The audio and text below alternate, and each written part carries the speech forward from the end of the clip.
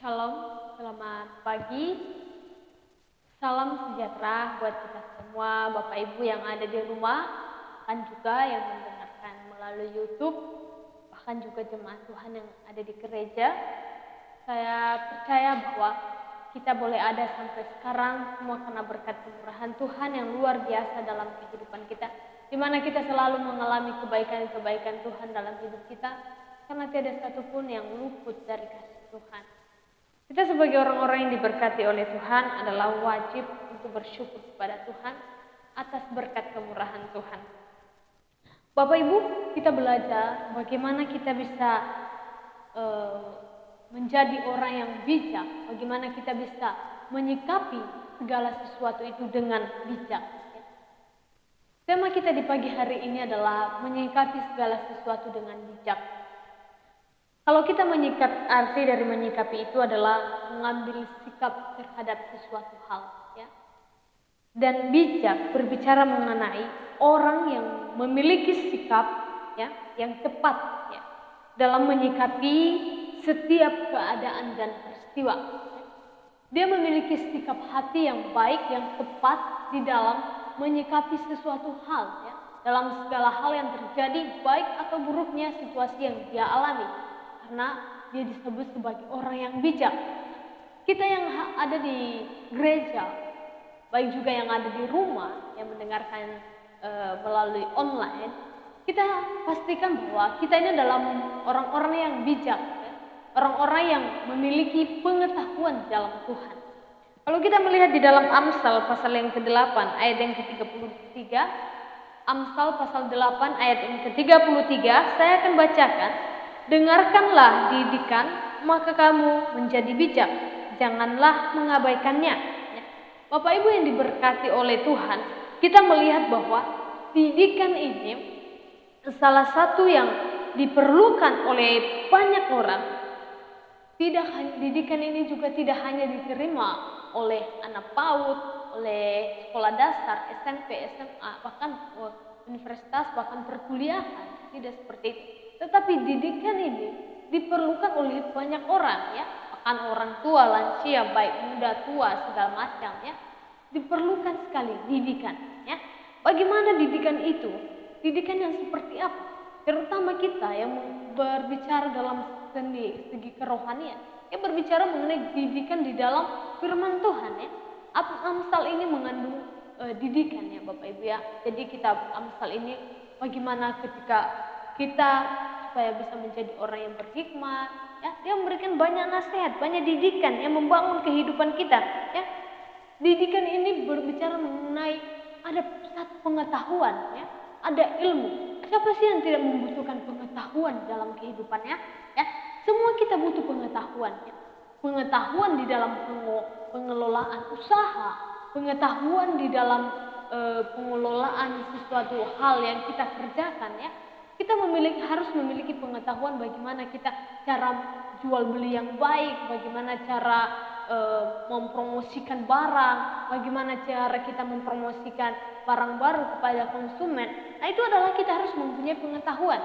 Bagaimana supaya kita memiliki pengetahuan supaya kita bisa menjadi orang yang lebih sukses lagi. Nah, orang-orang yang sukses, orang-orang yang berhasil, mereka bukan orang-orang yang biasa, mereka bukan orang-orang yang tidak berpengetahuan, tetapi mereka adalah orang-orang yang pengetahuannya luas, pengetahuannya tinggi. Makanya mereka memiliki keberhasilan, ya, Bapak Ibu, ya. Karena apa? Karena pengetahuannya. Terutama kita adalah orang-orang yang berkati Tuhan. Kita harus lebih memiliki pengetahuan, pengenalan akan firman Tuhan.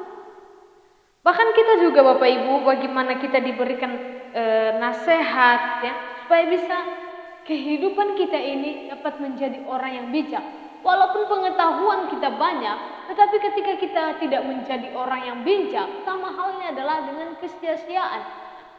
Pengetahuan dengan bijak atau yang dimaksud dengan akal, pandaian itu harus berbarengan, ya, Bapak Ibu, ya. Tapi alangkah baiknya kita dapat menjadi orang-orang yang bijak di dalam Tuhan, di dalam aspek kehidupan kita ini, ya. Kita harus bijak di dalam mengambil satu keputusan. Kita juga harus bijak di dalam segala kehidupan kita, memiliki hati yang bijak, memiliki pikiran yang bijak, memiliki tindakan yang bijak. Karena orang yang bijak dikatakan di dalam Amsal menyimpan banyak pengetahuan ya, menyimpan pengetahuan ya. Bapak Ibu yang diberkati oleh Tuhan, contoh orang bijak ini adalah bijak dalam perkataan ya.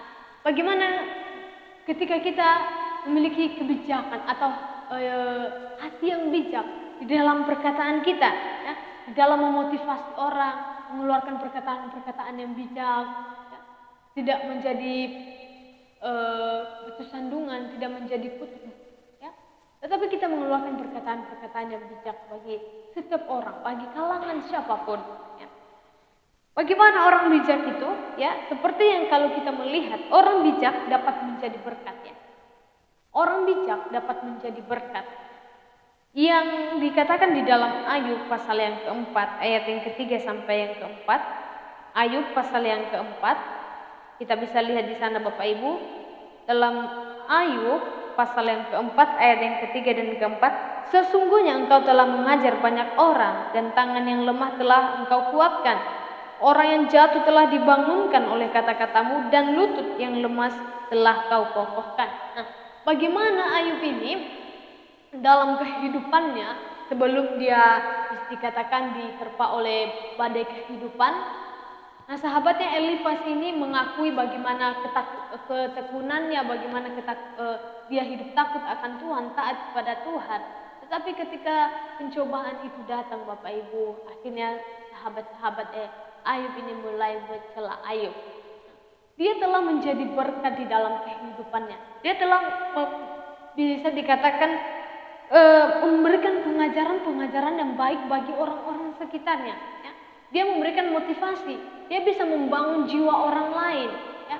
Dia bisa menjadi bisa dikatakan membangun iman orang lain. Karena apa? Karena hidupnya itu adalah orang yang bijak Bapak Ibu. Jadi saya percaya juga kita adalah orang-orang yang bijak. Nah, orang yang bijak yang pertama tadi adalah dapat menjadi berkat. Orang yang bijak juga orang yang hidup di dalam kebenaran firman Tuhan. Ketika kita menjadi orang yang bijak, ya, kebijakan atau bijak itu tidak berjalan sendiri kalau tidak ada firman di dalamnya. Tapi bijak itu timbul dalam diri kita karena ada pengenalan kita akan kebenaran firman Tuhan. Ada pengenalan kita karena kita membaca firman Tuhan, karena kita sering mendengarkan kebenaran firman Tuhan. Nah, orang yang bijak adalah orang yang takut akan Tuhan. Ya. Dia tidak bermegah atas dirinya, dia tidak menyangka bahwa dirinya adalah orang yang hebat. Tapi segala yang dipunyainya adalah dia merasa bahwa segalanya itu adalah milik Tuhan. Jadi dia merasa takut, hormat ya, ada rasa ketundukan kepada Tuhan. Jadi dia menaati segala perintah Tuhan, menjauhi segala larangan. Dan orang yang bijak Bapak Ibu, kalau kita melihat dalam kehidupan kita adalah dapat menjadi sahabat Allah, seperti Ayub, seperti Salomo. Mereka adalah orang-orang yang bijak. Tokoh-tokoh dalam Alkitab ini adalah orang-orang yang berhasil, adalah orang-orang yang bijak ya. Di dalam ketika mereka berperang, ketika mereka menghadapi lawan mereka ya, Tuhan memberikan hati yang bijak dalam diri mereka. Karena apa? Mereka takut akan Allah. Begitu juga dengan kehidupan kita. Kita harus bisa mungkin juga menjadi orang yang bijak. Nah, orang yang bijak adalah dapat menjadi sahabat Allah. Kita mau dong, tentunya kita menjadi sahabat Allah. Nah, ketika kita mau menjadi sahabat Allah, kita harus juga sebisa mungkin menjauhi apa yang bisa dikatakan persahabatan dengan dunia ini. Ya, menjauhi segala larangan Tuhan, berarti tidak kompromi dengan dosa, tidak kompromi dengan kesalahan-kesalahan. Ya Bapak Ibu ya. Tetapi Bapak Ibu, kita percaya bahwa kita harus sebisa mungkin dapat menjadi orang bijak di dalam segala hal, di dalam aspek terkecil, terbesar, bahkan dalam aspek kehidupan kita, dalam pekerjaan kita, dalam penyakit kita harus menjadi orang bijak. Dalam masalah kita, dalam persoalan kita harus menyikapinya dengan hati yang bijak. Kalau tidak Bapak Ibu, kita akan hanyut dan terbuai oleh dunia ini, dan kita akan sama saja dengan dunia ini. Karena dunia ini tidak mengenal yang namanya bijak. Tidak mengenal yang namanya sikap yang tepat di dalam menyikapi keadaan. Tapi kita yang sudah hidup, yang sudah dipulihkan oleh Tuhan, kita bisa menjadi berkat bagi orang banyak. Puji Tuhan, kita akan berdoa dan kita akan menutup mata, melipat tangan kita, dan kita akan tenangkan hati kita. Kita mau berdoa. Bapa yang baik, inilah menjadi kerinduan kami Tuhan. Jadikan kami sebagai orang-orang yang bijak di dalam menyikapi hal-hal yang terjadi di sekeliling kami, dalam permasalahan kami, di dalam usaha kami, bahkan Tuhan Yesus, di dalam mungkin persoalan kami Tuhan, dalam rumah tangga.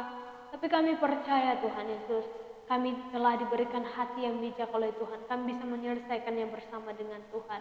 Karena Engkaulah Allah yang luar biasa dalam kehidupan kami. Kami mau melangkah di hari yang baru ini dengan penuh hati yang bijaksana bersama dengan Tuhan. Terima kasih Bapa yang baik. Dalam nama Tuhan Yesus kami telah diberkati melalui firman Tuhan. Haleluya. Amin.